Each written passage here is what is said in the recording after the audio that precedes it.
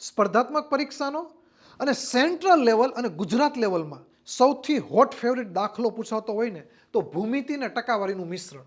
મને શું કીધું, ગોલકની ત્રિજ્યામાં 20% વધારો કરતા ગોલકના ઘનફળમાં કેટલા ટકાનો વધારો થાય? તો જ્યારે ઘનફળની વાત આવે ને ત્યારે તમારે 3 વખત 100 લઈ લેવાના અને અહીં ગુણોત્તર કરવાનો.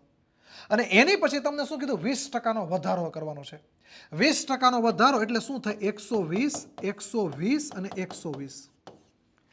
આ પહેલું સ્ટેપ છે. પહેલા ઘનફળ કે એટલે 3 વખત તમારે 100નો ગુણાકાર કરી દેવો અને જે વધારો કે એ અહીં કરી નાખવાનો. હવે શું કીધું, કેટલા ટકાનો વધારો થાય? તો એ તમારે શું કરવાનું કે અહીંયા 100 રાખવાના, બાકીના 100 બધા અહીંયા આપી દેવાના. એટલે આ સામે જઈને તો છેદમાં જશે. 1, 2 અને 3, 1, 2 અને 3. એક મીંડી વધી છે અહીંયા 100, 17, 28, 12નો ઘન. આ એક મીંડી સામે જાય એટલે છેદમાં જશે. હવે તમને પૂછ્યું કેટલા ટકાનો વધારો થયો, તો 100% હતો, 172.8 થયો. વધારો કેટલાનો થયો? 72.8% વધારો થયો. તો આપણો રાઈટ આન્સર ઓપ્શન સી આવે.